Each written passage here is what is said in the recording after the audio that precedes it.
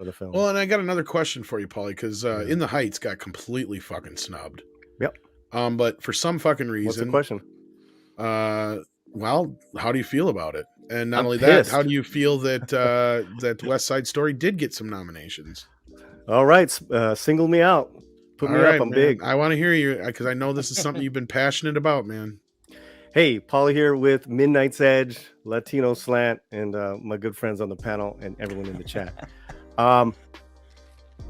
When I have documented on both channels the systematic historical racism of Hollywood's practices when it comes to minorities since the 20s and coming on up, you know that I take it seriously. And there have been pioneers of actors who, from Pepe Serna to Trinidad Silva, the movies like Colors and La Bamba, who have paved the way for these other actors to come on up. So to me, when I see something that has happened this past year where there was a backdoor conversation, backroom conversation, or agreement, let's put Lin-Manuel Miranda out and we're gonna vault West Side Story, because at this time Lynn's work doesn't meet our politics. This old fossil of a movie called West Side Story is our politics. In fact, we're gonna right the wrongs with West Side Story. Ooh. We're gonna right the wrongs of Latinx. We're gonna right the wrongs of Afro Latinos. We're gonna right the wrongs so much we won't even put subtitles. You're gonna have to learn Spanish because we don't want to other another language.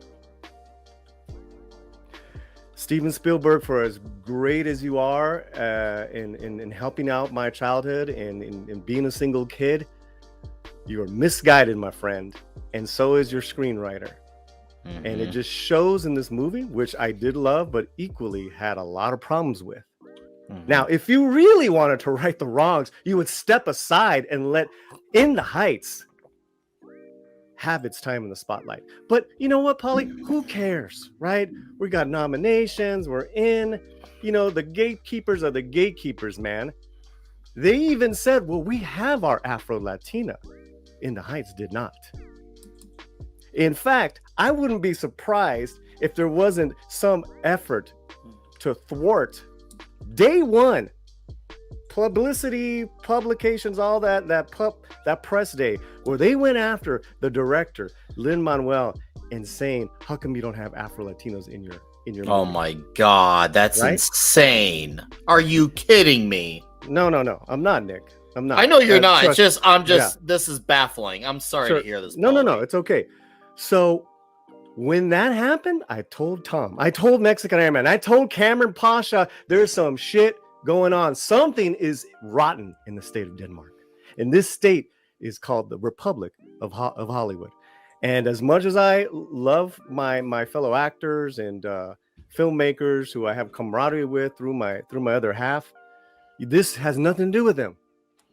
To me, this is the same thing as giving that one line to that one Latino actor back in the 40s.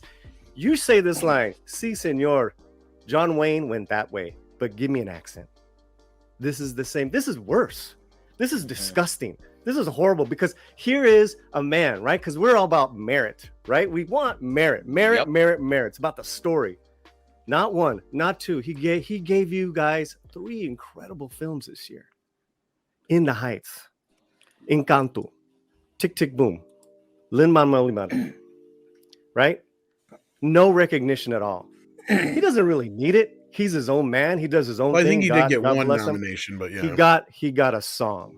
Yeah, you're right. He got a song. And if he gets that win, he gets the EGOT. Good for him. But he doesn't, the Tick, Tick, Boom is a slap in the face. That's snub of all snubs, right? Mm-hmm. Dennis, snub of all snubs. And I said it earlier in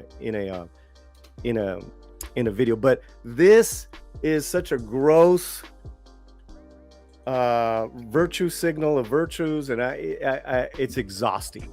It's exhausting, and we'll keep talking about it. I want to hear we're gonna get some other reviewers, some other, I have Latinx people coming to me saying, Paulie, I agree with you. What happened? it's what has always happened when it comes to the Academy. Is that they're prehistoric. They're the fossil that they would think that West Side Story would be relevant, would right any wrong. Stop educating me. Stop telling me. Let me enjoy. Let me love and let me adore. But don't tell me how to be. Right? That's why you have such a backlash with that X. So I saw these and there are a couple of nominations which I think is wonderful, but on a whole, after just this one man alone, and there's other great performances as well this year. But let's talk about Lin. Just him alone, it's and why does it matter, right, Paulie? Why is it? It's the Academy, it's Hollywood. Why do we need to be validated? If not for anything, it shows us that we're full-bodied, talented people, just like everyone else on the big screen, right? Well, in a point we're that not I've made, just this stereotype that right. Spielbergo and other people prompt us up to be. This is the only type that you can be, and it's got to match our politics. All right. Well, that kind of gets me to the point I was going to make, Paulie, and you're right. You're 100% right, because you and I have both said it a million times over. The most underrepresented group, as far as those who consume entertainment, or however you want to put it, is the Latino group, and they are the most underrepresented. But yet everybody's so worried about representing this group or that group or this group, and it's like, well, what about the most underrepresented group?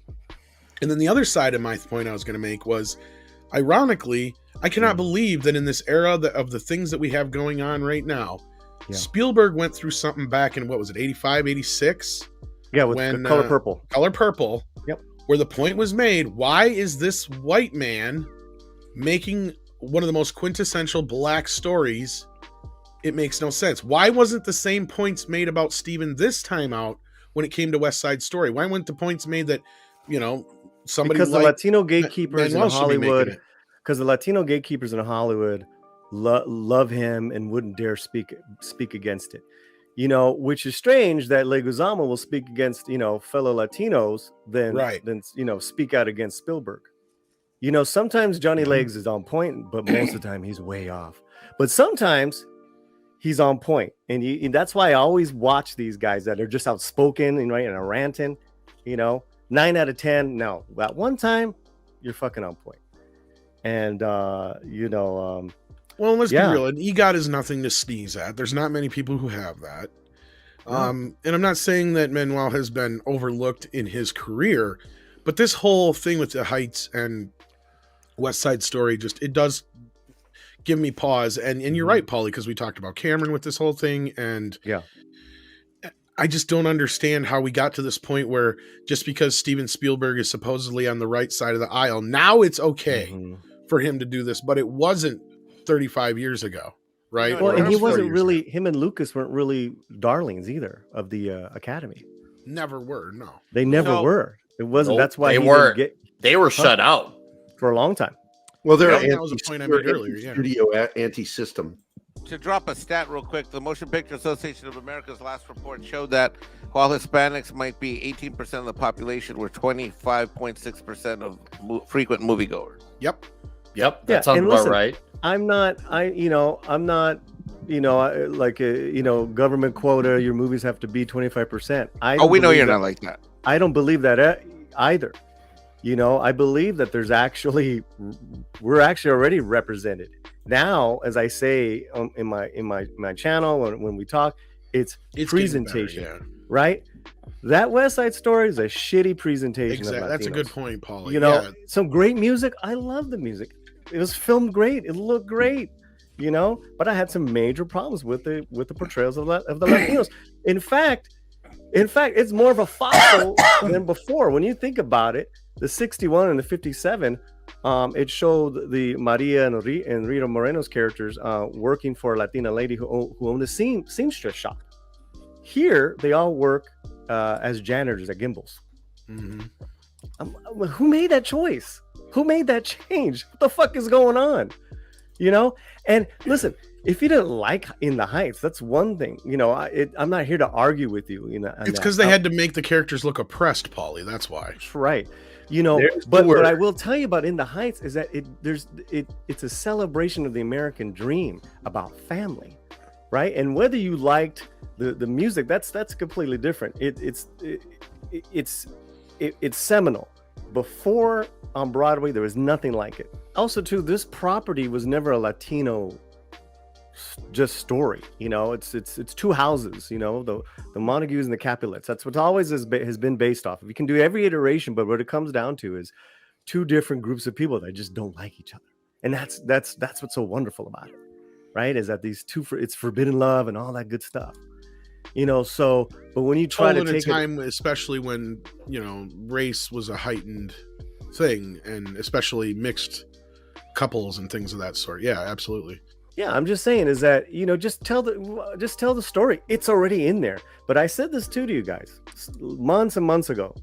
I go, man, West Side Story already has a kind of like a woke storyline. If you really want to be serious about it, it takes very little for them to just. I hate to say that. I say it's progressive because I hate to use the term woke for anything that was actually pre-woke, because woke is like meaning there's an agenda attached to it. You could have been progressive prior to it, but there's still a heart to it. But there's still there was a lesson to be learned. And exactly, but there was, because it was called a message musical. But back then, a message musical was very different in the 50s, right?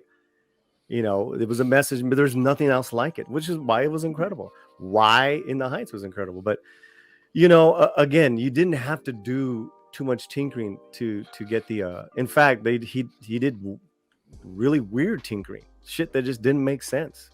Well, what they're trying, here's the thing, is they're trying to be clever, but here's you have to be smart doing this. Altman was clever taking MASH and commenting on the Vietnam War, right? Like that is clever. That is a way of doing things where nobody sees it because it's underneath the surface, and he got away with doing that because the studio wasn't paying attention. And nowadays it's no. That's what it's all about. It's like, how can we mix in this? And it is so on the nose. That's the problem. Like, unless I told you that, unless you really were paying attention to MASH, you'd be like, oh, it's just a movie about a couple of doctors in Korean War. No, it's not. It's a comment on the Vietnam War. And